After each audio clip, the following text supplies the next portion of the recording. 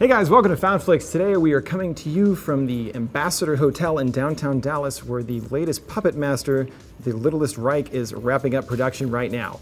I got to take a look behind the scenes, so let's go check it out. The upcoming Littlest Reich is the astounding 13th entry in the long-running Puppet Master franchise that began way back in '89. The puppets, created by Puppet Master himself, Andre Toulon, each have unique designs and weapons, with some standing out as fan favorites like Blade. They become animated by an Egyptian spell and spread puppet-fueled mayhem. Each movie has a rotating roster of puppets, keeping some of the classics while introducing new ones as well. As the series evolved, they became more like anti-heroes rather than straight villains. And once the sequels got into double digits territory with the Axis trilogy, things had gotten a little out of hand.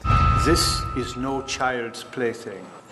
Okay, way out of hand. That's why I'm excited that The Littlest Reich is looking to do something a little different than what we've seen from the series in a long time. It's going to be a reboot of the series timeline, resetting the story in modern day, but also acting as a standalone sequel as well, referencing and expanding upon the series' original mythology. The intent is to make several new films in this new universe, with Littlest Reich being the first. There's quite a bit of impressive talent in the cast, more so than any other Puppet Master by far. The lead, Edgar, is played by the amazing Thomas Lennon, the legendary Udo Kier as Toulon, the Reanimator's Barbara Crampton, and Streets on Fire's Michael Parr. Quite an impressive lineup, but if you're worried it might lean too comedically, the script by Bone Tomahawk's S. Craig Maurer is sure to maintain the balance of sweet, creative puppet kills and comedic tendencies we've come to love from the series. But it's also cool as he's also a big fan of the series, saying it was his favorite when he was younger and even had a giant standee in his bedroom. It's also reassuring that Littlest Reich is not being produced by Full Moon directly,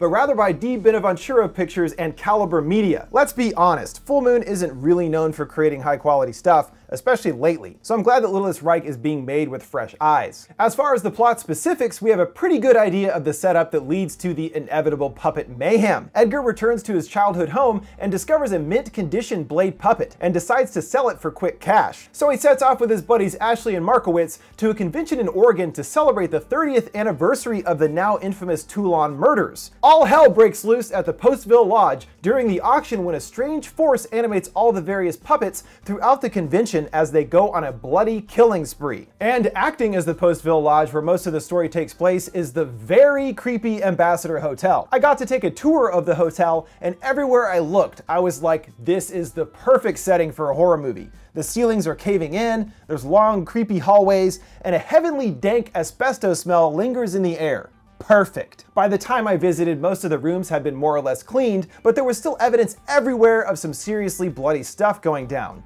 And in one room, they made mention of using a blood cannon, the sound of which sets my heart aflutter. So it doesn't sound like this one will be skimping on the gore.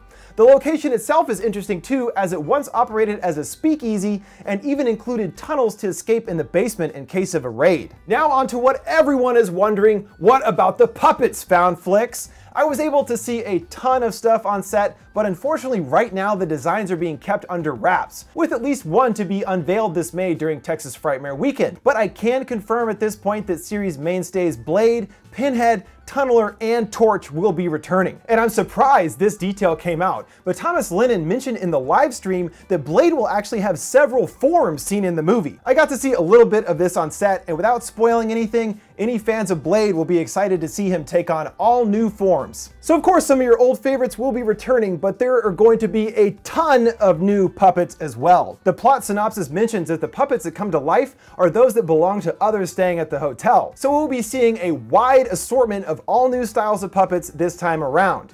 And from what I saw, the new ones are seriously awesome. I am excited by everything I saw for The Littlest Reich, and it's sure to please anyone hoping for the franchise to have a glorious return. It isn't out until 2018, but considering everything it has going for it, it should be well worth the wait. Alright guys, I'll do it this time for Found Flicks, but make sure to stay tuned for all the latest Puppet Master news and all your other horror entertainment needs. Stay tuned right here. See you next time. What are you guys most looking forward to seeing in the new Puppet Master? Make sure to let me know down in the comments below. Also, an extra special thanks to Justin, Dallas, and all the Littlest Reich crew for letting me drop by and check out the set.